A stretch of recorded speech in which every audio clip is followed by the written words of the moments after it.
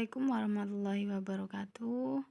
Kali ini kita akan mempelajari tentang pertumbuhan dan perkembangan yang sebenarnya sudah kita pelajari dahulu di MTS ataupun SMP. Hanya saja kita sedikit memperdalam.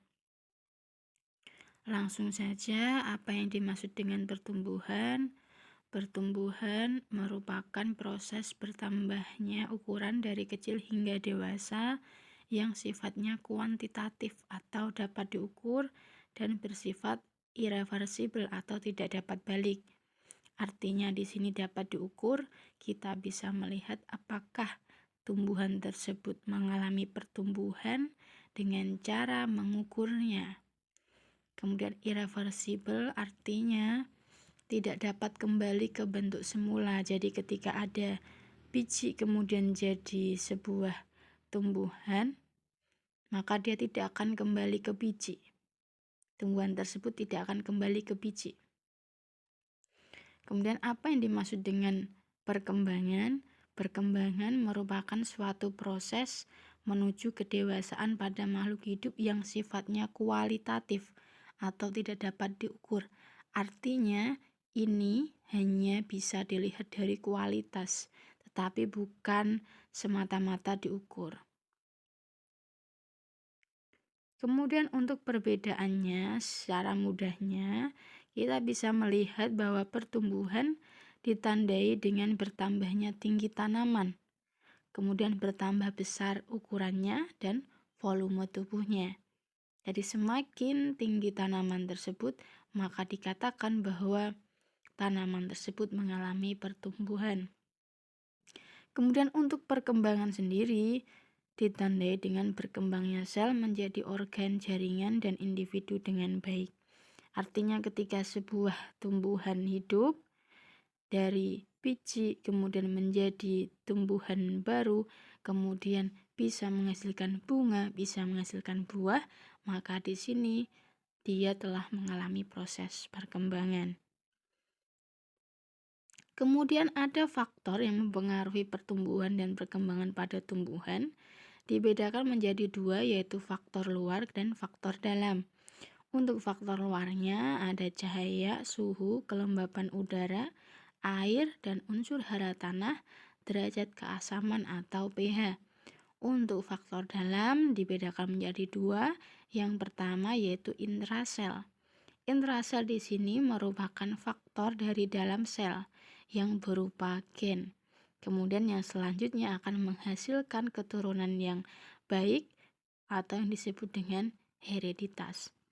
Kemudian untuk intersel sendiri merupakan faktor dari luar sel tetapi masih pada tumbuhan tersebut. Yang dimaksud di sini merupakan hormon. Hormon untuk tumbuhan sendiri saya singkat menjadi satgas trauma kalih akis. Satnya untuk asam absisat, gasnya untuk gas etilen, trauma untuk asam traumalin, kalih untuk kalin, A-nya untuk auksin, G-nya untuk giberelin, S-nya untuk sitokinin. Kita bahas yang pertama yaitu faktor luar. Sudah jelas yang pertama dan yang paling utama yaitu cahaya. Cahaya yang dimaksud di sini merupakan sinar matahari yang merupakan sumber energi untuk berlangsungnya fotosintesis. Jadi ternyata setiap tumbuhan mempunyai respon yang berbeda terhadap penyinaran matahari. Respon tumbuhan terhadap penyinaran matahari ini disebut dengan fotoperiodisme. Ada 3 penggolongan. Yang pertama tumbuhan yang berhari pendek, artinya penyinaran matahari berlangsung singkat daripada periode gelapnya. Tetapi tumbuhan tersebut masih tetap berbunga, contohnya dahlia dan strawberry. Untuk tumbuhan berhari netral, artinya tumbuhan tersebut masih bisa berbunga tetapi tidak dipengaruhi oleh lama penyinaran matahari. Contohnya adalah matahari dan mawar. Kemudian ada tumbuhan yang berhari panjang, artinya tumbuhan ini berbunga dikala lama penyinarannya matahari lebih lama daripada ketika periode gelapnya. Kemudian yang kedua kita bahas ada suhu, yaitu suhu merupakan salah satu faktor yang mempengaruhi pertumbuhan dan perkembangan. Untuk Indonesia sendiri berkisar sekitar 22 derajat sampai 37 derajat. Kemudian ada juga temperatur minimum, artinya temperatur paling rendah atau suhu paling rendah di mana tumbuhan tersebut masih bisa bertumbuh dan berkembang. Ada juga temperatur maksimum, di mana temperatur paling tinggi tetapi tumbuhan ini masih dapat bertumbuh dan berkembang. Jadi ketika tumbuhan ini mendapatkan suhu yang di atas suhu maksimum dan di bawah suhu minimum, maka tumbuhan tersebut akan mati. Yang ketiga ada kelembapan udara. Kelembapan udara di sini merupakan tanah dan udara sekitar yang kurang lembab, sangat baik karena tanaman menyerap banyak air dan mengurangi penguapan. Tapi tergantung dengan tumbuhan itu sendiri. Contohnya adalah tumbuhan mangga. Tumbuhan mangga justru akan lebih berproduksi ketika kelembapan udaranya kering atau kemarau. Jadi kita bisa lihat ketika musim kemarau justru pohon mangga akan bertunas. Kemudian yang keempat ada air. Sudah jelas dia berfungsi untuk melaksanakan proses fotosintesis, kemudian mengedarkan hasil dari fotosintesis tersebut ke seluruh bagian tumbuhan dan sebagai pelarut inti sel dalam proses pertumbuhan dan perkembangan serta untuk proses metabolisme sel itu sendiri. Sedangkan untuk unsur hara dibagi menjadi dua, ada makronutrien, artinya adalah nutrisi yang diperlukan dalam jumlah yang banyak. Contohnya adalah karbon, oksigen, nitrogen, hidrogen, sulfur, fosfor, kalsium, dan magnesium. Sedangkan untuk mikronutrien, yaitu nutrisi yang diperlukan tetapi dalam jumlah yang sedikit, contohnya ada besi, klor, mangan, boron, seng, tembaga, dan nikel. Untuk derajat keasaman sendiri kita biasa menyebutnya dengan pH. pH di sini sangat berpengaruh pada proses pertumbuhan dan perkembangan. Artinya pH di sini adalah pH tanah. Jadi ada tumbuhan tertentu yang bisa hidup di derajat keasaman pH asam, ada juga yang bisa tumbuh di pH basa, tergantung tumbuhan tersebut. Kemudian untuk faktor dalam sendiri, tadi sudah kita singkat, zat untuk asam absisat, gas untuk gas etilen, trauma untuk asam traumalin, kalih untuk kalin, A-nya untuk auksin, G-nya untuk giberelin, dan S-nya untuk sitokinin. Kita akan bahas satu persatu. Untuk yang pertama, ada yang dinamakan dengan asam absisat. Jadi hormon ini hanya aktif saat tumbuhan pada kondisi tidak baik. Fungsi dari hormon ini yaitu mengurangi kecepatan pertumbuhan dan pemanjangan sel serta mendorong dormansi biji agar tidak berkecambah. Kenapa kok dikatakan aktif saat kondisi tidak baik? Sebagai contoh, semisal ada tumbuhan yang terpaksa harus menggugurkan daunnya. Jadi ketika pada waktu tertentu dia harus menggugurkan daunnya, maka di sini peran asam absisat ini sangat penting.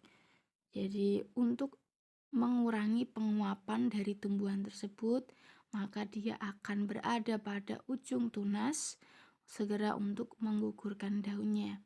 Kemudian yang kedua ada gas etilen, yaitu suatu gas yang dihasilkan oleh buah yang sudah tua sehingga menjadi matang.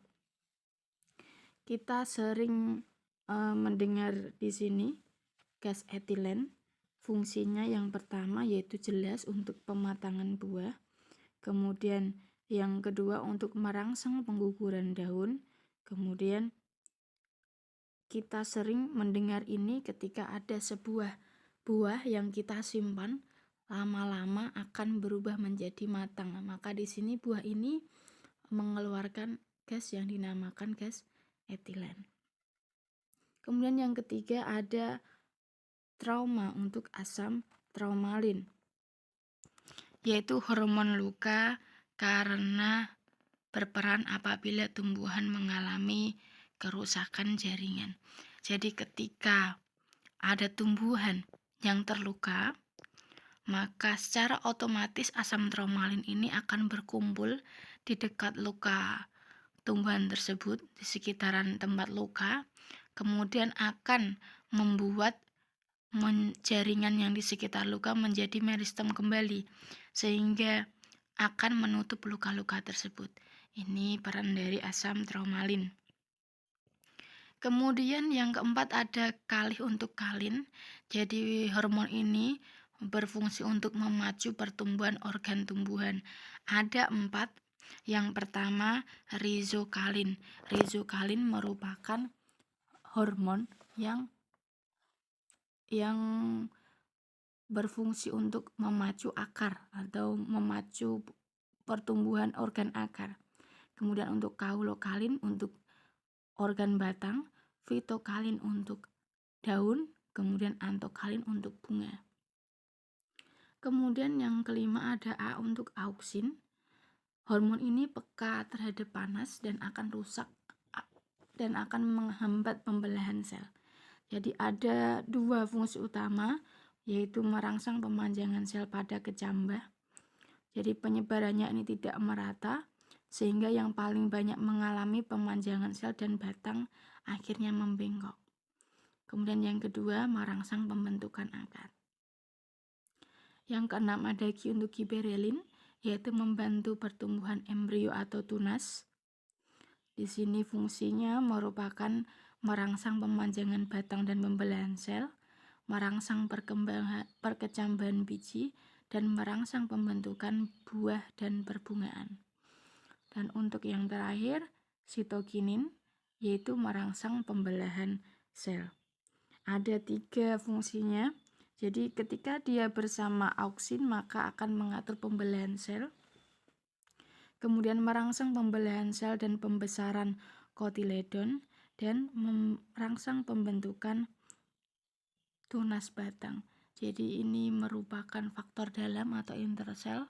Ada 7 hormon satgas trauma kalih agis. Saya kira itu cukup. Semoga bermanfaat. Saya tutup. Assalamualaikum warahmatullahi wabarakatuh.